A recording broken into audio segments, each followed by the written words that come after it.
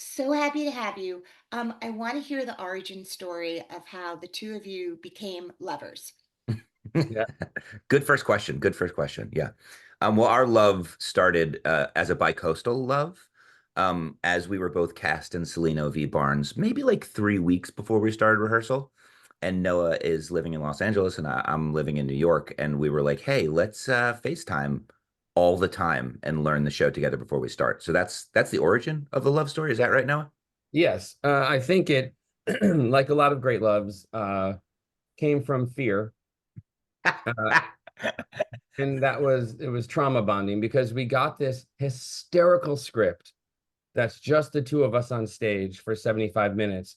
And we were like, how are we going to memorize all of, when like a loving, means well relative comes to a show and says, how did you memorize all that? And you're like, oh, that's the easy part. The hard part is the perform. No, we had to memorize all the stuff. So we FaceTimed as often as we could and got off book together, so we could be off book, ready to go with sort of like, here's our version of the show. Now, on day one of rehearsal, please shape us, help us be better actors. But we connected that way. Would you, when the directors were like, huh, that's interesting, we sort of thought of it more like this, we're like, well, that's not how we did it on FaceTime, guys. A little bit. We took direction flawlessly. I mean, like easily.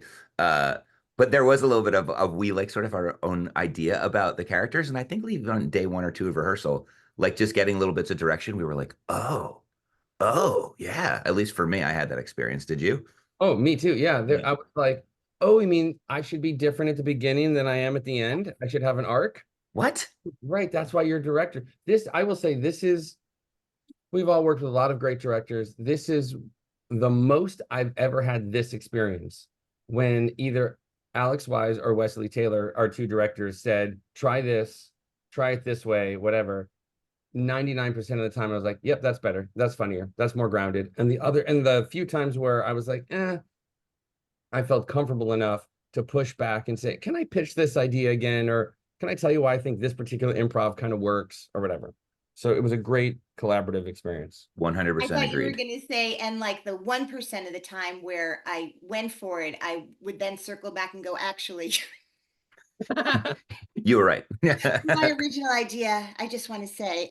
Um, I don't want to go too far before we actually tell people the show that you're doing, sort of what the tone of it is, what the world of it is. It's called Cellino v. Barnes. And if you are someone who grew up certainly in the New York metropolitan area or even upstate New York, I think, where these lawyers who became famous in some ways more for their jingle than their actual accomplishments in the law. Uh, you just know the jingle. It's like it's in our DNA. It is in so much of our cultural understanding. If you grew up in a certain time, it's a thing you can bond with someone about. But for the one person who doesn't know what the show is about, who Cellino and Barnes were, maybe the two of you, Eric, you play Cellino, and Noah, you play Barnes, and maybe you can each tell a little bit of their story from your individual perspectives playing these characters. Absolutely. As Cellino, I'm going to go first. So with Ross Cellino is the name of the character. His father had started I think it was a personal injury law firm. I think so, but a law firm called Cellino and Locutus in the 50s in Buffalo, New York. And Ross grew up around that and then became a lawyer himself and joined that firm. Uh, and was working in that firm for a while. And then somewhere in the mid 90s, Steve Barnes joined that firm, Ross's dad's firm, so Cellino and Locutus, and that's where the two of them met. Do you want to take it from there? What do you think? Yes. I believe in doing no research, and just playing it how I see fit. So most of my information will be made up, or Hmm. based on what's in the play. Yeah, I joined the firm, and we eventually break off and start our own firm, which becomes Cellino and Barnes. And they had a approximately 30-year run until things broke up in a really dramatic and public way. Who wrote this play?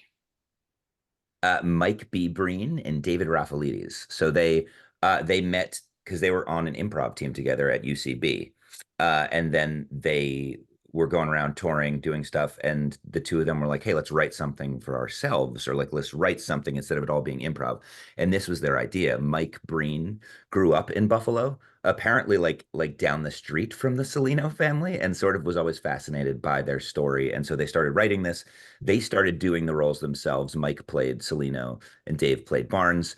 And it's sort of over the past like 3 or 4 years, they do like one nighters in different places, or they do a run of like 5 shows somewhere. Um, and then from there, they had so much fun with it and it was doing really well. And they met up with Wes and Alex, our directors, and decided to make it like a full length, full play. I get the sense it was more of like very, very much of a sketch thing before. And so now they've decided, the four of them sort of like, let's turn this into a thing with, what's the word, Noah? With an arc. With an arc. I just learned that today. Yeah. Yeah. And then so for the past year, the four of them have been like working on that. And then Noah and I got involved a couple months ago. And yeah. It's funny because you guys are known, among many things you are known for having incredible voices. And so I assumed you were both in a musical when I heard about this. And it could be a musical, obviously, but there must be great joy in doing a play that this funny, and has such great characters, but not having to be precious about your life after the play each night. Are you finding great joy in taking care of your instrument, but not being fanatical about it? I'm going to speak for all musical theater artists. Thank you, Noah. Sure, it seems appropriate. My greatest love is musical theater.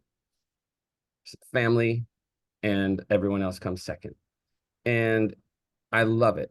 But I think every musical theater actor wants to do straight plays, in large part so you don't have to worry, wake up every morning and go, nope, oh gosh, might not be there. We both still do pretty hefty vocal warm-ups because it's a really physical and vocally demanding 75 minutes, but it is a treat to not have to worry about the singing. Yes, we sing the jingle, especially Eric does, maybe 10 to 15 times throughout the show. But it's all done playfully and it's a delight to not have to worry. Has anyone from the Cellino or Barnes family been involved in this production? No.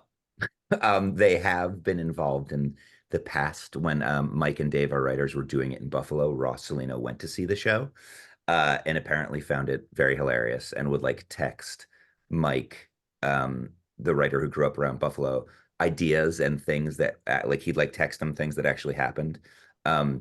However, I have been told that he no longer I don't know, wants to be involved. I think maybe the idea of it becoming something that actually has like a legitimate theatrical run in New York was sort of like, you know what, this was funny. You guys have fun with it. I don't this so there's no involvement officially. Got it. Yeah. Got it. Yes. Yeah. Got it. Yeah, and also it's really, as I said, if you grew up at a certain time or in a certain place, you had a very general awareness of this dynamic duo who you would call ambulance chasers if you were not, steeped in law yourself, but that was sort of the sense you got about them. And then there's like an incredibly tragic ending after all of it in real life. And suddenly you're leaving this incredible show, and then you've laughed so hard and you've fallen in love with these characters. And then that's the kind of weight of playing real life people. But it made it feel to me like I had just spent all this time with Cellino and Barnes, and then it's rare that you want to kind of keep reading and knowing about the people. And I think it's such an incredible testament to, within this comedy, there is so much humanity that both of you bring to the roles. And it's completely irrelevant if you've heard of these real life people or not. This is obviously a fictionalized version of the story, and it's very much a comedy. But in terms of people coming, the night I was there were so many people who are fans of both of you from just different lanes in your life. And then it felt like many people who were attorneys or in law school were filling this house as well. And so can you feel when there's like a more like people who just go to the theater all the time versus people who are coming because it's a play about their field in some way? I want to address a few things you said because Okay.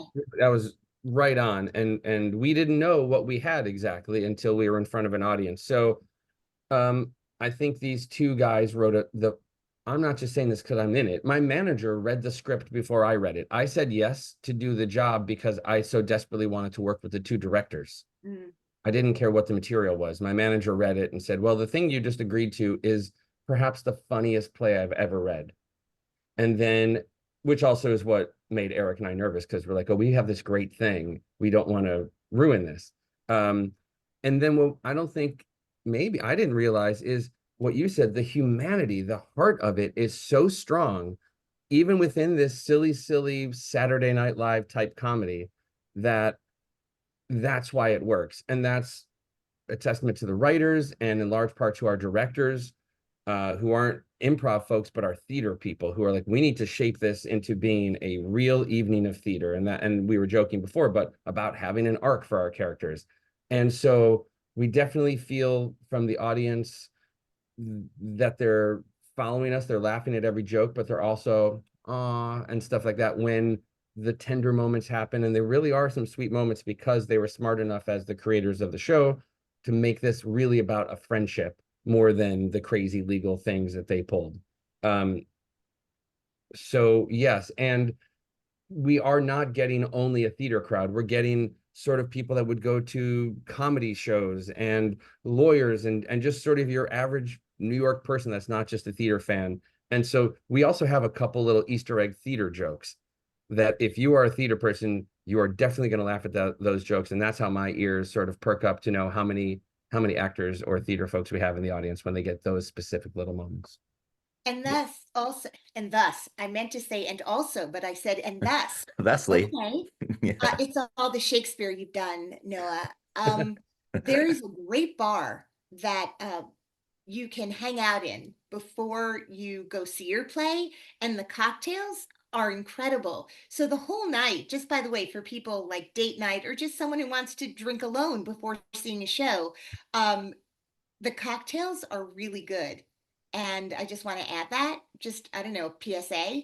No, yeah, fair. Asylum NYC, it's like this is their new space, and this is the first time they've had like a sit down run of something in it, and we're shocked that like you leave the show and you're in this gorgeous bar and the cocktails are fantastic. And also, I wanted to add, you said like a first date. One of my friends who is an actor went on a first date to our show, and the guy that she went with was a lawyer, and they decided to come to the show because he was being targeted on Instagram by the show. He was like, oh, I've heard of that. I don't go to the theater, but I'm Right. a lawyer and I In get the these Cellino algorithm. yeah. So Yeah. they decided their first date was yeah, her show. Yeah, That was 4 days ago and they're married. that's it. Things move fast. And they named their two children Cellino and Barnes. And they're Yep. starting their own law firm, which is crazy. So that's amazing. A baby law firm. Mhm. Talk to me about, I was saying earlier before we started recording that Eric and I did a play together, and the mishap of all mishaps happened in that particular show. Have there been things other than like something falling off the stage and an audience member going like, "Oh, I get to have it." Um, what first of all, a lot of lines for both of you. Have you gone up and with your improv experience sort of saved each other, or has that not happened? Yeah.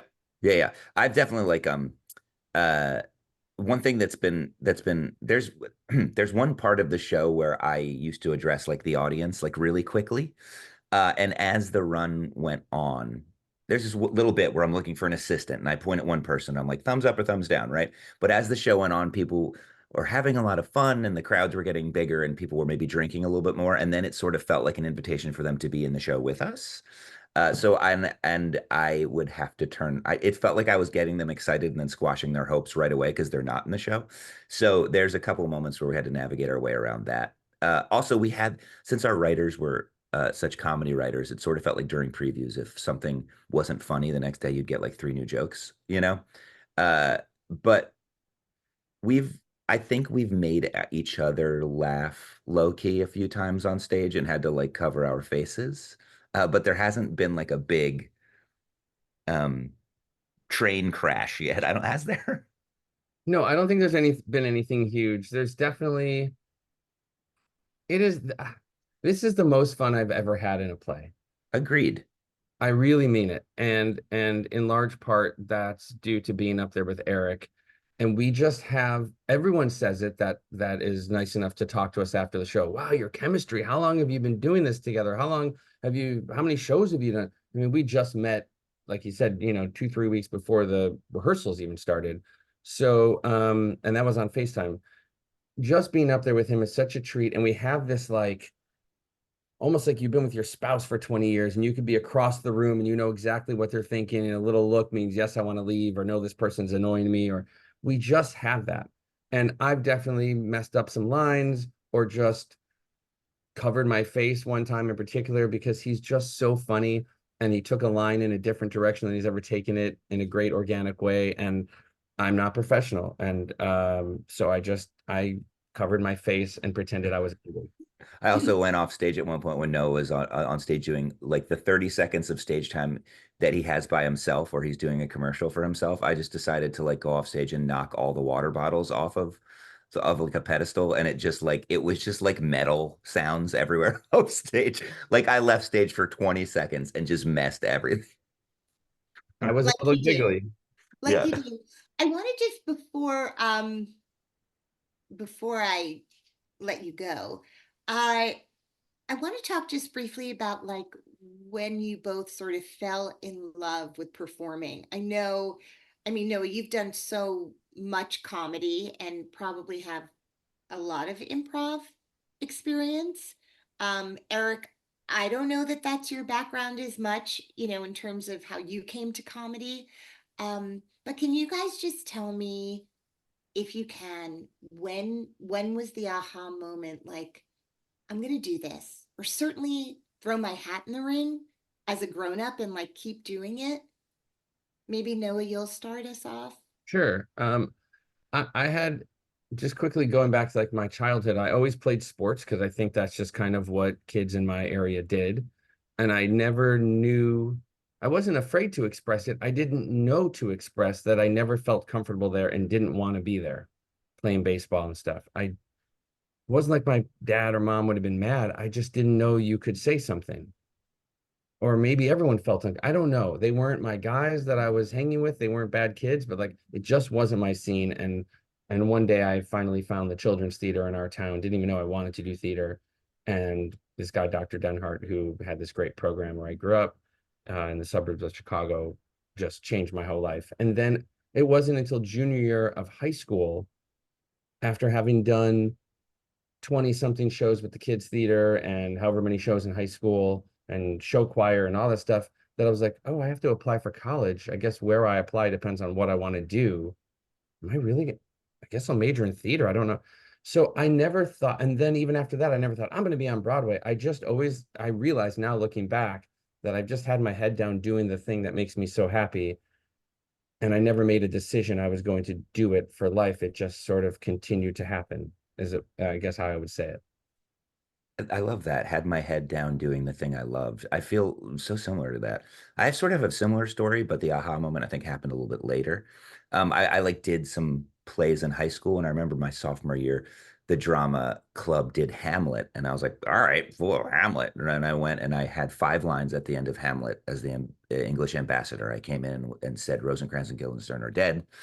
But then I ended up going to every single rehearsal and just watching. And so I went to college. I went to Loyola in Baltimore, which is a small liberal arts school without like a BFA or a big theater program. And I didn't know what I wanted to major in. But by the time I had been, 3 years in, I had done every single show and taken every single theater class. And so I was like, okay, I'm 20 years old now, and I I have like a de facto theater degree. I should probably go get some training. And so for me, it wasn't until like my senior year of college that then I started applying to a couple of like conservatories in New York to study it for real. And so I went to Circle in the Square and studied it. And I remember even then being like, I don't know if I'm going to do this. I'm going to know that. And I like wrote my childhood bedroom. I like wrote a date on the wall of like, if I can be on Broadway at this date, or if I can actually make a living by this date, just doing this, then I'll keep going for another 5 years. And I ended up being able to do that, where I was like, oh, I'm actually working as an actor. I gave myself like 4 years after I finished school, and I like the little date is still on the on the wall at my mom's house. But it was one of those things where, like Noah said, head down, and then you're like, wait, I think I wrote a date on the wall, and am I actually making a living doing this? And yeah, that was it's sort of like you said, gradually, it's sort of like, oh, this is what I've done with my life, you know? Wow. If you had to, each of you, and it's hard to pinpoint a moment, just like it was hard, like this is the moment where I said I was going to do it. Life is a series of all these small events that lead to the big event. But there are sometimes very like, yeah, that was a very lucky moment. If I hadn't A, then B wouldn't have happened. Is there an A and a B for each of you in terms of in your professional life that gave you a sense of, I feel successful in a big way today, right? There's working and then there's feeling successful. Do you have like, this was my lucky break sort of story? No? Um, yeah, again, I don't mean to be cheesy, but I realize every single booking is that. And some of them is like, some of them are, a voiceover, and some are like 10 years of a voiceover, things that you don't know that you're like, oh, I'm going to do this NyQuil spot. And then a decade goes by and you're like, oh, I guess I've been the voice of Dayquil, NyQuil, ZQuil for 10 years. So some you don't know are happening. Right, But right. I can say that like my first Broadway show, I'll just tell that story really quickly, which was Legally Blonde. It might have even been an open call. I don't even know that I had an agent. I don't remember. But and I had never seen the movie again. Research why. So and I was auditioning for the role of Emmett, not knowing that how Broadway works, that readings had been going on for years and they'd already Right. cast Borough, who was already planning to do the show. So I was like, oh, I'm going, and I didn't know it was like the lead guy. I was like, oh, I'm going on for this character, Emmett. And right before I went in the room, someone said, oh, another actor was like, it's this character from the movie that behaves this way. I was like, oh, thank you so much. And then 2 seconds before I walked in, like, oh my God, no, I was wrong. I'm wrong. That's Nikos or somebody. That's not him. So don't play it that way. So I went in, it went really well. I'm not like, my first thing is certainly not dancing. And 3, 4, 5 dance call backs later, I get the job. But after each dance call, because it does not come easily to me, I would grab someone in the room and say, I know you're on Broadway, you're a dancer. I will buy you lunch. I will pay you. Can I please go over this choreography if somehow I get a call back? And I found myself between matinee and evening show on a Broadway stage. I'd never been on a Broadway stage, learning the choreo again with one of those actors that had been at the callbacks with me. And it was very exciting. Anyway, so the final, like, 5th dance callback, 2 things happened. One, a dancer turned to me and said, is the kick on the 4 or like the and of 4? I was like, and I knew the answer. And no one should ever ask me a question about choreography. And then number 2, Jerry Mitchell said, okay, those are all the 4 or 5 dance combinations. Great job, everybody. I'm going to throw one more at you all. Sorry. Noah, you're not going to get this, but don't worry about it. Just have fun. And in that moment, I was like, oh, he's picking on me, and maybe I might get this. Like, he knows my name. He knows what my skill set is. And somehow I actually did decently at it. So, and the final thing is, there I was at the first read through at the workshop. Again, a lot of these actors had done the readings over the years, so they knew the material. And I just couldn't stop tearing up, because I was like, this is that dream I didn't even set for myself exactly. I mean, somewhere I guess I had it, but and the show was so smart and so good, I couldn't believe I was a part of it. So that was the moment. So thanks, Jerry Mitchell. Wow. That was beautiful. Yeah. Eric, what do you, I mean, give it a You're shot. I Try can't it. follow that up. I'm gonna Try. go, yeah. That's I good feel like, luck. Jesus Christmas. I'm gonna tell it. See, my first Broadway show was Coram Boy, and it ran for 27 days. So it wasn't something that sustained me as a human who has to pay for things.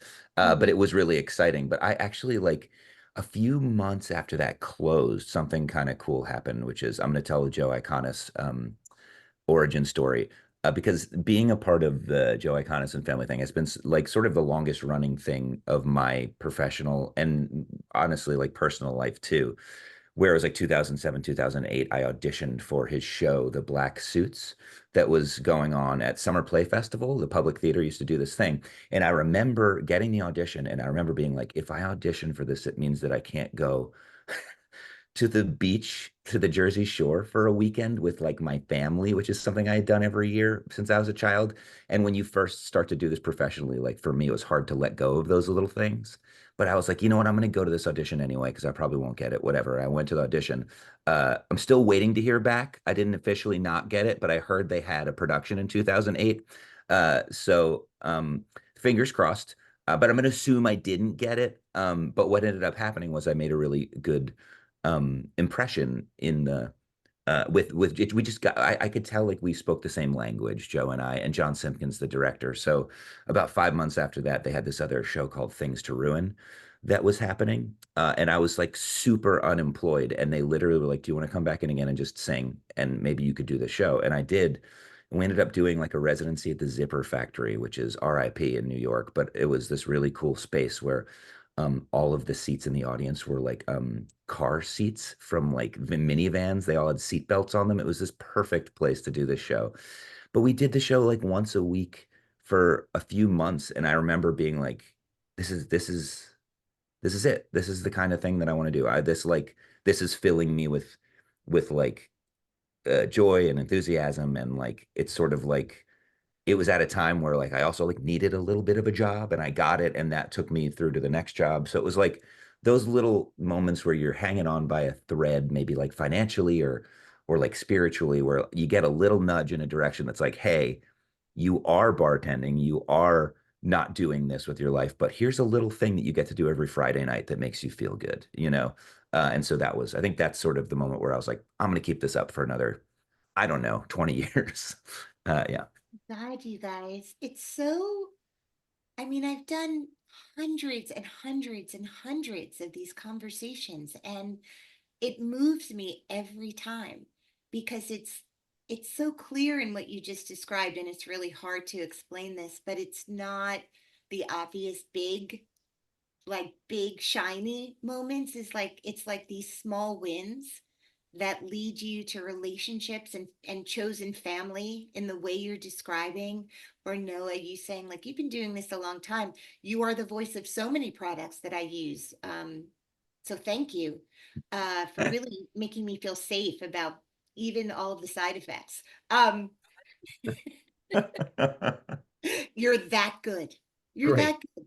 But it really is like it's incredibly moving um, to get to do art with people you love and respect and grow from in those experiences. And the relationship, all kidding aside, but the chemistry, as we call it, between the two of you is so infectious and so amazing.